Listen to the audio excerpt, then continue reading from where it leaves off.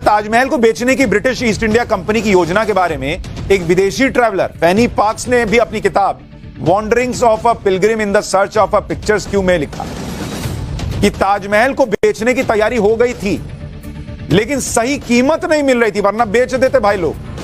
अभी तक 2 लाख का ही एक ऑफर आया, ये लिखा है किताब। अंग्रेजों को इस बात का भी डर है कि ताजमहल गिरने से दंगे भड़क सकते हैं।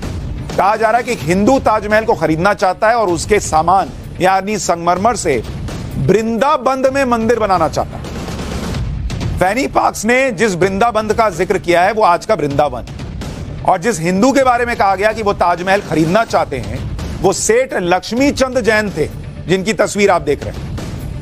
ये ताजमहल खरीदने को तैयार हो गए थे। जिन सेठ लक्ष्मी चंद जैन का जिक्र फैनी पार्क्स ने अपनी किताब में किया, उनके बारे में थोड़ा आपको बता देता हूं। सेठ लक्ष्मी चंद जैन जयपुर के रहने वाले थे, लेकिन उनका कारोबार मथुरा में भी था।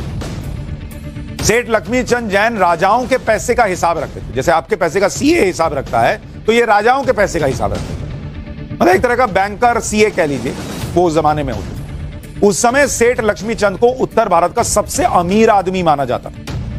लंदन का अखबार था द टाइम्स, उसने सेठ लक्ष्मी चंद को रॉथस्चाइल्ड ऑफ इंडिया की उपाधि दी थी, क्योंकि रॉथस्चाइल्ड जर्मनी का एक यहूदी परिवार था जो उस समय दुनिया का सबसे अमीर परिवार माना जाता। तो मतलब उस मैगजीन ने कहा कि उस दुनिया के सबसे अमीर परिवार का कोई भारत में अगर बच्चा है तो वो एक तरीके से सेठ लक्ष्मी चंद जी हैं। कितने अमीर थे वो। इसके बाद कहा जाता है कि 1831 में ब्रिटिश ईस्ट इंडिया कंपनी ने ताजमहल की नीलामी की बोली लगानी शुरू कर दी।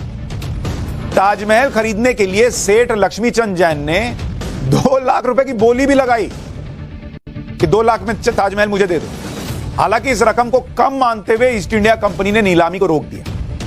अच्छा, इसके कुछ महीने बाद कहा जाता है कि फिर से ताजमहल की नीलामी की कोशिश की गई। इस बार सेठ लक्ष्मी चंद जैन ने 7 लाख रुपए की बोली लगाई कि 7 लाख में लाओ ताजमहल दे दो। सेठ लक्ष्मी चंद जैन की बराबरी उस समय का कोई दूसरा ग्राहक कर भी नहीं पाया। उस समय का 7 लाख रुपया भाई, 1831 का बता रहा हूं, आज का कितना करोड़ हो गया। नीलामी की प्रक्रिया आगे बढ़ती उससे पहले इन लोगों को ताजमहल बेचे जाने की खबर लग गई और लोगों ने प्रदर्शन शुरू कर दिया। इंटेलिजेंस की रिपोर्ट थी कि अगर ताज बिक गया तो आगरा के हालात बिगड़ सकते हैं, और इसी को देखते हुए विलियम बेंटिक ने ताजमहल बेचने का प्लान कैंसिल कर दिया। अगर उस समय ताजमहल बिक गया होता या गिरा दिया गया होता तो आज ताजमहल की जगह हो सकता था कि कोई और इमारत होती, हो सकता था कि वहां एक मंदिर होता, हो सकता है लक्ष्मी चंद जैन जी मंदिर बना देते, हो सकता था कि ताजमहल का नया मालिक वहां कोई पार्टी हॉल या फिर शादियों का आयोजन करवाना शुरू कर देता। इसको क्या पता भाई, उसने खरीदा, उसकी प्रॉपर्टी हो जाती ताजमहल। क्योंकि कई जगहों पर यह बताया गया कि एक समय ऐसा था कि अंग्रेज अधिकारी ताजमहल के अंदर पार्टी करते थे, यह भी कई जगहों पर लिखा हुआ है।